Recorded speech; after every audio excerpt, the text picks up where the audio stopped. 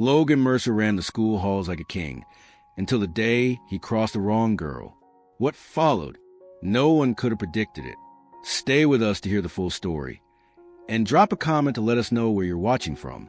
It all began with a stare, not a quick glance, but one that stuck like a thorn. The kind that silently screams, "You don't belong here." Zaria Bennett, just 16, had only been in Cedar Hill, Oregon for 3 weeks. But the message was loud and clear. She wasn't one of them. She'd seen it before. Her dad's job meant endless relocations. And every town had its own flavor welcome. Some smiled, some scowled, some at Ridge, it gritted its teeth. At Cedar Hill High, Zaria kept her head down, backpack low on one shoulder, eyes on her locker. She tried to slide under the radar. Her father had warned her about kids like Logan Mercer, the ones who moved through schools like they owned the walls and the people in them. She hoped maybe she could slip by unnoticed. That fragile hope lasted all of 2 days. By day 3, Logan made his move. First came the whispers, light enough to pass as background noise, but sharp enough to sting. His friends chuckled, just loud enough to make sure she heard. Then came the mockery about her curls, her voice, even the way she walked. Zaria didn't flinch. She'd been through this before. Silence was her shield. But Logan wasn't used to being ignored. It was just another afternoon, and Zaria was hunched over her desk in English class, jotting down notes while Mr. Carter rambled on about the Great Gatsby. The classroom buzzed with low chatter, until a sharp voice sliced through the monotony. "Hey, new girl." She didn't lift her head. "I'm talking to you, Bennett." Zaria's pen pressed harder against her notebook, jaw tightening ever so slightly. Across the aisle, Logan leaned back in his chair, a smug grin tugging at his mouth. "Kind of funny, huh? How some people wander into places they clearly don't belong." A few nearby students snickered. Zaria's hand kept moving, eyes down, focused, but Logan was just warming up. "Don't get me wrong," he said, his voice thick with mock concern. "Maybe you're just confused. A school like this, with people like us, must feel a little out of place, right?" Her chest tensed, but she said nothing. She'd promised herself, don't let it in. Still, Logan wasn't finished. He leaned over just enough. "You hear me, Bennett? Or is it hard to listen over all that? Logan."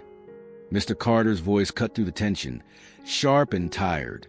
"Is there something you'd like to share with class?" Logan pulled back, raising both hands in exaggerated surrender. "No, sir, just being friendly." Mr. Carter gave him a stern glare before turning back to the board. Logan shot Zaria a final smirk, then slouched in his chair.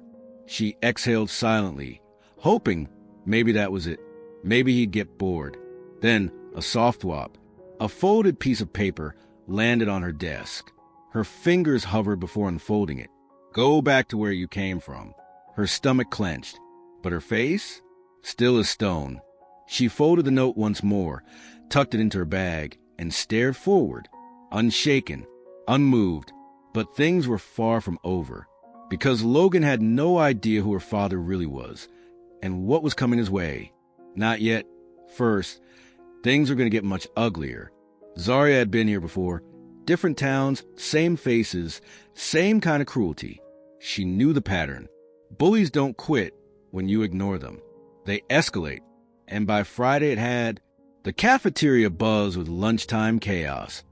Plastic trays clattering, overlapping conversations echoing off tiled walls, and the faint scent of greasy pizza hanging in the air.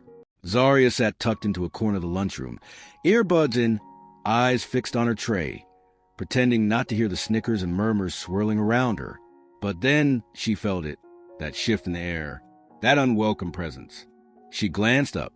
Logan stood there, just a few feet away, hands jammed into his varsity jacket.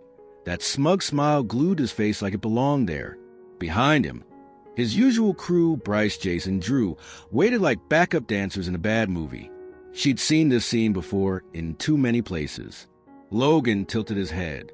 "You always eat alone?" Zaria didn't respond, just kept her face blank. "You should branch out, make a few friends or something," he said, his gaze flicking from her untouched food to the boys behind him. Then again, maybe nobody wants to sit with you. Jace let out a snort. Bryce leaned forward slightly, voice dripping with sarcasm. Maybe she likes being a ghost. Logan stepped in closer, his grin growing colder. Or maybe you just don't belong. Zaria's fingers tightened under the table. She didn't flinch, didn't speak. And that silence, it annoyed him. Without warning, Logan snatched her tray and flipped it. The crash echoed to the cafeteria, like a gunshot. Silence swept over the room. Food splattered across the floor, mashed potatoes oozing onto her sneakers, a puddle of milk expanding like a stain across the tiles. A few gasps, a few giggles. Zaria's hands curled into fists under the table. Logan grinned. Oops. Her cheeks flushed, but she didn't give him what he wanted. She slowly rose, pushed her chair back with care, grabbed a napkin, and calmly wiped her hands. Then she stood tall, unshaken. She turned to walk away. But Logan wasn't done. He stepped right into her path, blocking her with the arrogance of someone who thought the world revolved around him. Hey, he said, where you off to? We're just getting started. Zaria took a breath. Move. The room paused, like it knew something was coming. Logan blinked. Just for a second, the cockiness in his smile faltered. What was that? He asked, his voice playing dumb. Did you say something? She met his eyes. Calm. Steady. I said move. His friends howled. Whoa. Bryce cackled. She's got a voice after all. Logan stepped in, closing the gap between them. Or what? Zaria swallowed. Her heart beat hard. Her palms tingled. But she didn't step back. And that made all the difference. What's going on here? The voice sliced through the cafeteria, like a whip. Ms. Delaney, the assistant principal, strode in, heels clicking like gunshots across tile. Her sharp eyes flicked between Zaria and Logan, then down to the chaos on the floor. Logan's grin vanished. He took a casual step back, putting on his best Boy Scout act. Nothing serious, Ms. Delaney, just a little accident. Her eyes narrowed, unconvinced. Then they landed on Zaria. Is that true? Zaria paused. Her mind raced. She knew the game. Boys like Logan always skated by. No matter what they did, the story never changed. She scanned the room. Not a soul spoke. No one looked her way. Not a friend in sight. She swallowed the knot forming in her throat. Yeah, she said quietly. Just an accident. Logan's smug smile crept back into place. Ms. Delaney exhaled, visibly frustrated. Fine. Clean it up. Just like that, it was done. No justice. No fairness. Just laughter trailing behind Logan and his gang as they strutted away, brushing shoulders and high-fiving like they'd won. Catch you Monday, Bennett. Logan called over his shoulder. Zaria stood there. The mess on the floor might have been food, but it felt like something else. Something heavier. She thought of her dad. How he always said, stand tall, even when your voice shakes. But what did that mean when the world kept pretending not to hear? She slung her backpack over her shoulder and walked out, not defeated, but different. This time, she wouldn't just take it. The house was still when she got home. Too still. She kicked off her shoes by the door, crusted with dried mashed potatoes and a day's worth of humiliation. She didn't want to look at them. She didn't want to feel anything. Zaria? Her dad's voice called from the kitchen. Chief Marcus Bennett never missed a beat. Years in law enforcement had taught him how to read people like open books, even when they tried to close themselves. Yeah, she replied, her voice low. She stepped into the kitchen. He was leaning against the counter, uniform still crisp, coffee steaming in his mug. His salt and pepper hair caught the light. Those deep brown eyes, sharp, searching, scanned her face before she could even lower herself into a seat. And he already knew. You all right? He asked. She gave the kind of shrug that didn't fool anyone. Yeah. Chief Bennett took a slow sip from his mug, his eyes never leaving her. How was school? Zaria dropped into a chair, fingers tracing a chipped groove in the tabletop. It was fine. He didn't blink. He just set the cup down and said, try again. She exhaled, long and tired. She should have known better. Her dad could always see through her. Still, some part of her didn't even want to bring it up. Why bother? It wouldn't change anything. Marcus crossed his arms. Waiting, Zaria kept her eyes on the table. Her voice came out smaller than she intended. Someone dumped my lunch on me today. The word sat there, suspended between them. Her dad didn't react. Not with surprise, not with anger. He was too disciplined for that. But something in his face shifted. His jaw tensed. His eyes went a shade colder. Who? She hesitated. Saying the name would open a door she wasn't sure she wanted to walk through. She knew how this went. When you called out someone like Logan, they didn't back off. They doubled down. It doesn't matter, she murmured. His voice, calm but grounded, pushed back. It does matter. She rubbed her hands together. Then finally, Logan Mercer. Something passed across his face. A flicker. Recognition. Zaria narrowed her eyes. You know him? Marcus took a breath, slow through his nose. I know his family. Zaria scoffed. Of course you do. His fingers tapped thoughtfully against the counter. What about the school? What did they do? She hesitated, then replied, Nothing. That did it. His gaze sharpened. Nothing. She shook her head.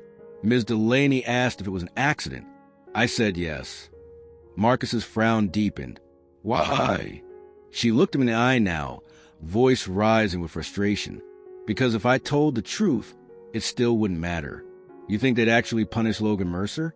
His dad probably funded the entire school or sits on the board. Her dad leaned in slightly, arms still folded tight across his chest. And what exactly do you think that teaches people? She blinked, unsure. Teaches who? When someone crosses a line, he said calm but firm, and no one pushes back, what message does that send? To them and to you? Zaria didn't respond. He sighed, slow and disappointed. Zaria, I get it, you're tired. You don't want the drama. But letting things slide? That's exactly how people like him stay untouchable. Her jaw tightened. She turned her face away. I don't want to make it worse. Marcus stayed silent for a beat. Then he moved closer, placed a hand gently on her shoulder. You're not in this alone. Zaria swallowed. Hard. She wanted to believe him. She really did. But deep down, she wasn't sure any of this would matter. What she didn't know was that her father had no plans to let this go quietly. And the next morning, Logan Mercer was going to find that out. Monday hit different. Zaria could feel it the second she stepped out of her dad's cruiser. The usual hallway chatter felt heavier. People weren't laughing. They were watching, with wide eyes and murmured whispers that followed her like a shadow. She hadn't even reached her locker when it hit. Bro, the chief is in the building. Her stomach sank. Slowly, she turned her head toward the main office. And there he was, Chief Marcus Bennett, standing tall, uniform sharp, badge catching every ounce of light in the hallway. Even the teachers looked rattled. Zaria felt her pulse race. Oh, God, she breathed. Before she could even wrap her head around it, the office door swung open. Chief Bennett, I just don't understand why this had to become such a public matter. Zaria froze in place. The voice came from Principal Monroe, a balding man in his 50s whose smile always seemed a size too big and never quite genuine. Right behind him stood Ms. Reeves and Logan Mercer's parents. Zaria's stomach tightened. Darren and Camille Mercer looked exactly like the kind of people who expected the world to bend around them. Darren, tall and thick-necked in a custom-fitted suit, exuded the smugness of a man who never got told no. Lauren, wrapped in a beige cashmere sweater, clutched her designer handbag like it might protect her from anything beneath her tax bracket. And then there was Logan. No swagger, no smirk, just a blank look, like he'd finally stepped into a world that didn't revolve around him, and he didn't know the rules. Chief Bennett didn't spare him a glance. His focus stayed on Principal Monroe. I wanted it to go this far, he said evenly, voice steady but heavy. Because your school let my daughter get humiliated in front of a cafeteria full of people, and no one stopped it. Ms. Reeves opened her mouth. With respect, Chief Bennett, No, he cut in, firm. You watched it happen. and then you let her shoulder the blame. Stephen Mercer gave a dry chuckle, like the whole thing was beneath him. Come on now, Chief, they're teenagers. This is being blown out of proportion. That's when Marcus finally looked at him. A misunderstanding, he said, voice low, deliberate but razor sharp. Your son harassed my daughter, mocked her, drenched her lunch across the floor. That's not confusion. That's cruelty. Lauren let out a theatrical sigh. Do you have any idea how often schools call us with this kind of nonsense? Kids get into spats. It's not worth dragging everyone into a circus over it. Zaria's hands curled into fists. Her jaw tightened. Marcus stood completely still. That, he said, is exactly the problem. Parents like you raise boys like him, then act shocked when they grow up thinking nothing will hold them accountable. For the first time, Logan didn't look smug. He looked small, shrinking under the weight of something he couldn't charm or joke his way out of. Principal Monroe forced another smile, the kind that tried too hard. Let's not make this bigger than it needs to be. I'm sure we can find some kind of middle ground. No, Marcus replied, his voice like iron. This isn't about compromise. It's about consequences. A heavy silence settled over the office. Zaria swallowed hard. She'd seen her dad wear a badge, but never like this. Not just her father, but the Chief Bennett. Lauren sighed dramatically, casting a look toward her son. Logan, apologize. Logan's jaw tightened. Mom, now Logan. He exhaled slowly, turning to face Zaria. His usual smugness was nowhere to be found. What replaced it looked an awful lot like shame. Sorry, he muttered under his breath. Marcus arched an eyebrow. Louder. Red crept up Logan's neck as he clenched his teeth. I said I'm sorry, he snapped, barely meeting her eyes. Zaria knew it wasn't real. The words were empty. But this time, he wasn't the one holding the power. Marcus turned back to Principal Monroe. We're not done here.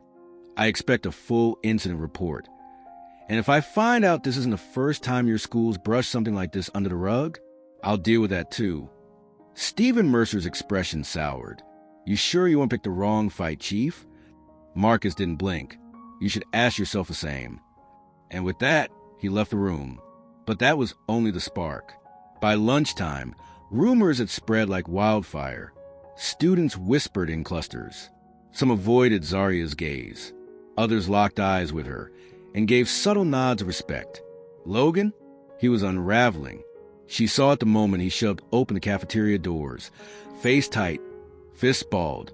The cocky mask he always wore was gone, replaced by something raw and bitter. Zaria didn't flinch.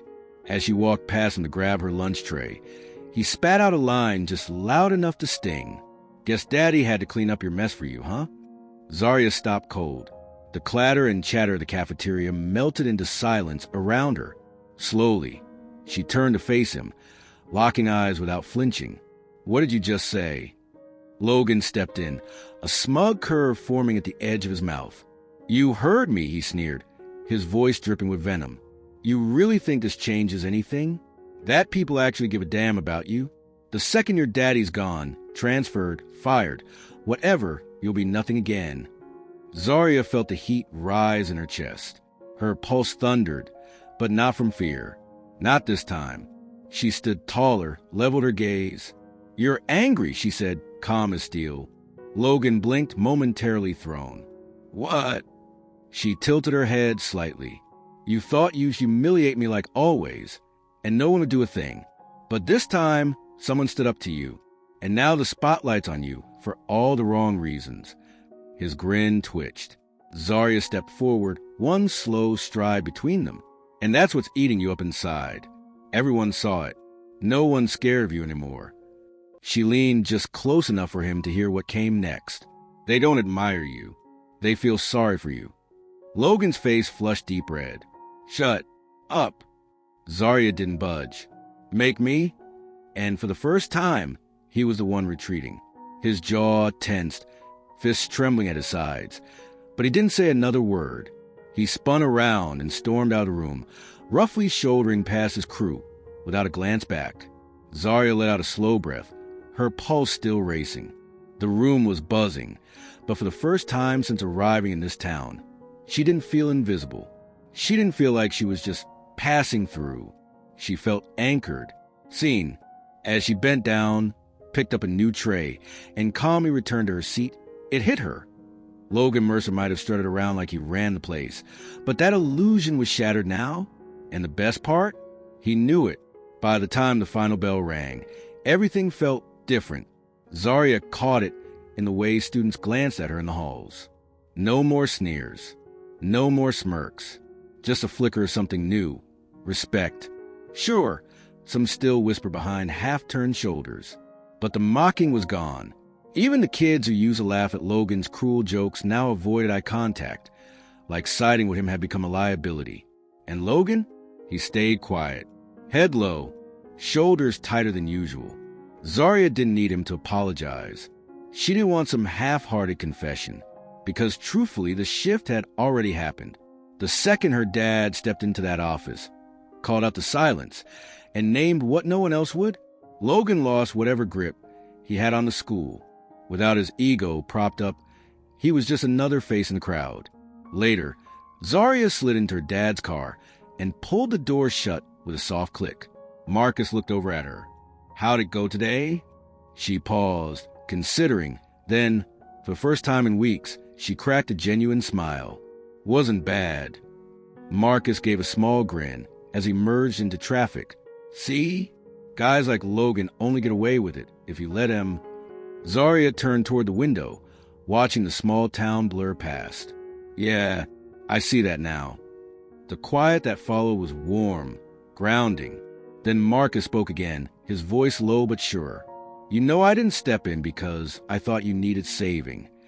Zaria glanced at him, brows drawn. What do you mean? His eyes stayed on the road, hands steady on the wheel. I did it because I've always known you didn't. Zaria blinked, caught off guard. Marcus gave her a sideways glance, a faint smile pulling at the corner of his mouth. I just needed you to realize it, he said quietly. A lump swelled in her throat. She looked down at her hands resting in her lap, hands that had spent so long gripping silence like a lifeline. For too long, she believed survival meant shrinking, staying small, blending in so well no one would notice her. But today changed something. She saw it now. Standing up doesn't always mean swinging back. Sometimes it means owning your worth so deeply no one can shake it. And once you know what you're worth, they can't steal it, ever. How many times had people like Logan gotten away with their cruelty just because no one said a word? Because everyone assumed nothing would change? That it wasn't worth the fight? But that's the game bullies play. They feed on silence. They survive off fear. And the moment you stop giving them that, the moment you take your power back, they're left with nothing. So don't let anyone define your value. Don't hand them that power. Because once you choose to stand, not just for yourself, but for every quiet voice that came before you, they can't knock you down. Not then. Not ever. Like this video, if it moved you, share it with someone who needs a reminder of their own strength. And hit subscribe to discover more true stories that remind us the calmest voice in the room often leaves the deepest mark.